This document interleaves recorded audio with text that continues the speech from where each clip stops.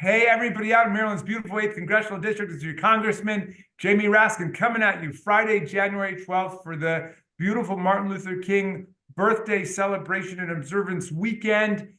Here, hello to all our friends from other parts of Maryland and from other parts of the United States and the world tuning in.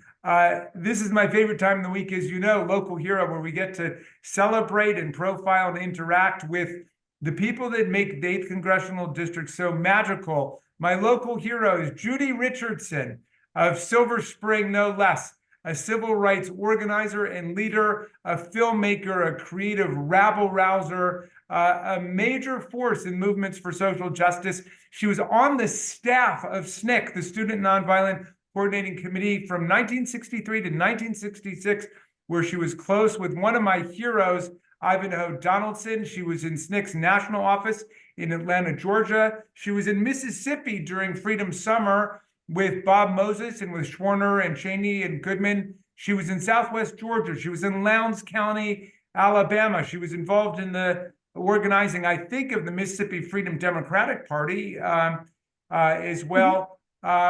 She organized a bookstore in Washington in 1968, the Drum and Spear, that became a famous bookstore she created with other former SNCC workers. She became a filmmaker. She's worked on many famed projects you will be aware of, like Eyes on the Prize, Malcolm X, Make It Plain, Scarred Justice, the Orangeburg Massacre of 1968, Slave Catchers, Slave Resistors, From Slavery to Freedom, and a new documentary she is just putting the finishing touches on now that she's been working on with the National Park Service about the great Frederick Douglass, and we're going to ask her about that too. For all of these reasons, for your amazing devotion to civil rights and justice and freedom for all people, Judy Richardson, you're our local hero in the 8th Congressional District this week.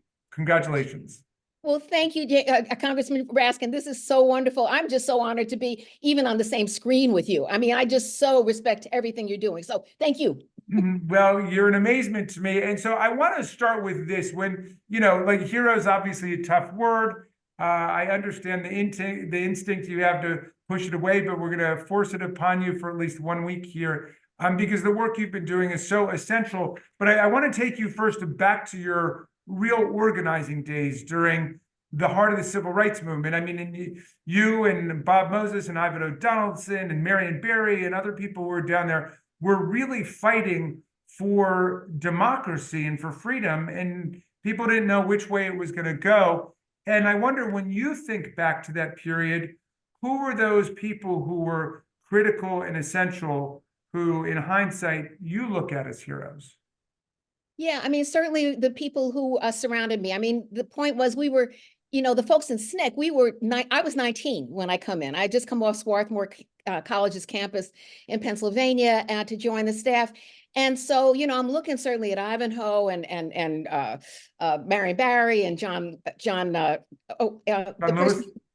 Bob Moses, but Johnny Wilson. But I was thinking Johnny Wilson, after whom the DC building is named. But I'm also looking at the women around me. I mean, so I'm looking at Ruby Doris Smith Robinson, who had done, been on the Freedom Rides, done over 30 days jail, no bail in Parchman Prison. I'm looking at Diane Nash. She had left by the time I come in, but Ruby Doris ran that national office. People talk about Jim Foreman. It was Ruby Doris.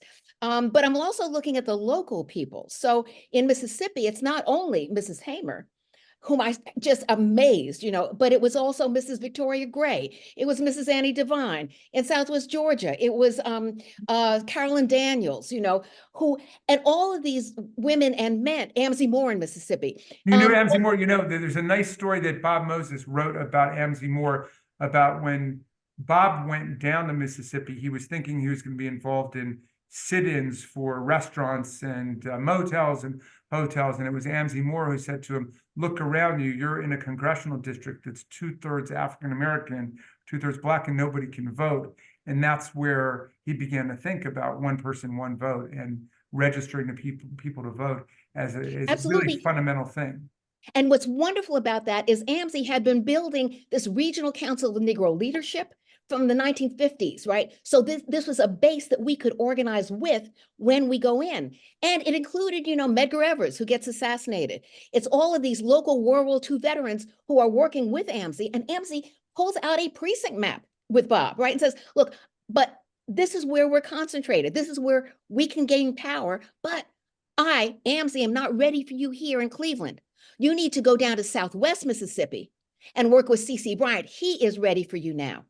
And so AMSI is this, people talk about, oh, they're the troops. No, honey, they are the leaders, right? They're not just, they're strategists. We are looking at them and gaining guidance from them as well. But you're right. I'm so glad you know that story.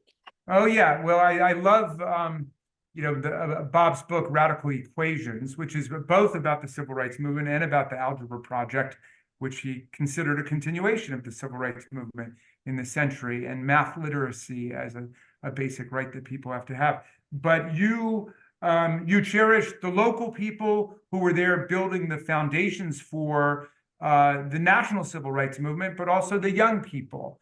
And say a word about that, because, Bob Moses, may he rest in peace, kicked off our democracy summer that we do with young people in the summer to teach them how to organize every summer up until we lost Bob. And he was such a hero to the young people. But I mean, tell us about the role that young people played in the civil rights movement and can play today. Well, I mean, truthfully, that's for me and for many of us in SNCC, that is where our hope lies. It's not only in the fact that we as older people are continuing to do through our SNCC Legacy Project, all these projects with NEH and Duke University and all that stuff. It is that we are in constant conversation with these young people who are brilliant. I mean, it's not, the images that they're out there, they're only demonstrating, but what they understand now is that demonstrations will get you only so far, right? So they are building these grassroots long-term organizations that I think are, and on so many different scales. It's certainly voting rights. It's also, climate change. So we have a whole project that works with them, and that's where I think that's what really gives me hope. But it's also because that's who we were. We see ourselves in them, and that's when I first come into SNCC. I come in, Julian Bond is typing with two fingers because he was our communications director, right? I see Ruby Dara Smith Robinson, she's maybe 20, right? I see all these young people who are my age, many of them look like me. And it's like they're changing the world as I know it. So, and actually they were, and so one of the things that I learned in SNCC from these young people, as well as the older folks, is that you really can change things, right? It may not happen right away. And as some of the older people said, it may not happen in your lifetime. But if you do nothing, nothing changes, right? And then the other folks who come behind you have to keep fighting the same battles, right? So we learned that, but we learned it as young people. And one of the things that's really important for me is to always keep myself surrounded by folks who really do believe you can change stuff, who aren't just sitting around knitting baby booties. Well, they may be doing that too, but the main thing is that they understand the responsibility in whatever venue they're working in to create change. So I was really lucky. That's the main thing. Yeah. Frederick Douglass said, power concedes nothing without a demand. It never has and it never will. Tell us a bit about the film about Douglass you're working on, and then say a word, if you would, also about how you got into filmmaking and what you think the importance of that is for transmitting the values of the civilizing movements of our history. Oh, I like that, civilizing movement. Yes, that's what we are. Yes, well, I get into film, first of all, I'll do it backwards. I get into film the first of the 14 hours of Eyes on the Prize, and I'm the first staff person. I helped change the title. We won't go into that. And I had no experience in film, but I had the movement experience, and I had movement contacts. And the head of that company, Blackside in Boston, he assumed I could, get folks to interview with us. That was that first incarnation. Then it becomes 14 hours, But for me, it was filmmaking is a continuation of movement for me, because what movements, what films can do is they can help change the narrative about how the general audience feels about a group, about a movement, about a moment in history.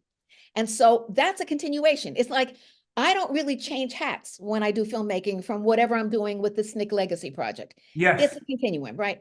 So, that was Eyes on the Prize. It's through all the films. The Orangeburg Massacre, that was focused on a former SNCC person, Cleveland Sellers, who was, together with Stokely Carmichael, another great oh, hello, look at that, balloons coming up. Okay. But in any event, so I'm influenced by all these people as I come into whatever I'm doing. It could be, teacher institutes at Duke. It could be filmmaking. Yeah. Everything is grounded in what I learned in SNCC and from the SNCC people. But in Frederick Douglass, I love that. Yeah. Before you get to Douglass, let me just say something about that, because we've lived through some tough times recently, and it's been especially hard for young people. There's an emotional and mental health crisis among the young. But I always recommend that they go watch Eyes on the Prize and they connect with prior movements, because they can see, number one, they're not the first generation to face tough odds. And two, they can see people struggling against those odds to keep humanity moving forward. And it's a very uplifting thing for them. That's exactly right. I'm so glad you said it that way, because people say, oh, you don't want to talk about the movement, it's a downer. No, honey, we had triumphs. And some of the triumph was just in how we ourselves got transformed. I mean, one of the things Dr. Bernice Johnson Reagan, one of the founders of Sweet Honey in the Rock, SNCC freedom singer, comes out of Southwest Georgia as a leader, student leader. And she talks about how, you don't get the Southwest Georgia story if you don't understand how we as a Black people in Southwest Georgia were transformed by our participation in the movement. We were different people, right? We're looking at the sheriff and thinking, you can't do nothing to us. That's the power of movement. And it's also the power of that exists for anybody who comes through these movements for change. And in the Frederick Douglass film, one of the good things is that we're not only talking about Frederick Douglass and the incredible person he was, right? And the incredible intellect that he has and the influence that he has on those around him. We're also talking about the things that influence him. So, for example, Reconstruction. And he's watching this incredible moment in history when they are expanding democracy right after, enslavement is ended, at least legally.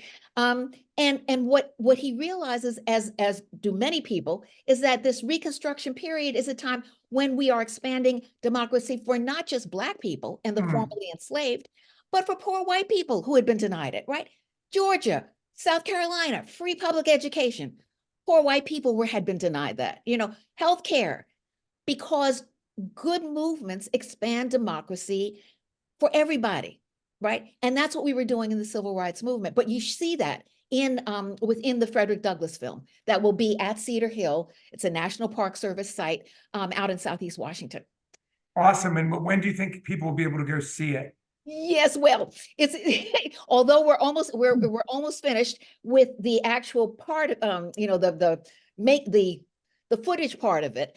It will not be available to be seen probably until fall of this year, and then it will go up, and then hopefully, because we're clearing the rights for everything, hopefully it will be available for people to share outside of the site in the same way the film I worked on for the National Park Service site in Selma to Montgomery site is available. And, you can just get a link and you can see that whole wonderful film from the Selma Interpretive Center there too.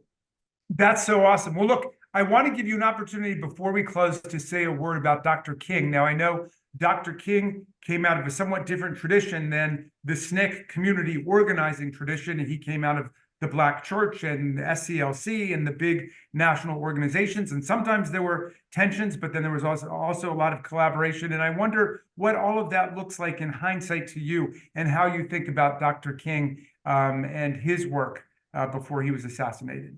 Oh, no, Dr. King was incredible. I mean, I sat in the Whole Foods in Silver Spring for 30 minutes in my car, in the parking lot, listening to him explain while he was over for the Nobel Peace Prize, explaining the Southeast Asia and our war against, the Vietnam War.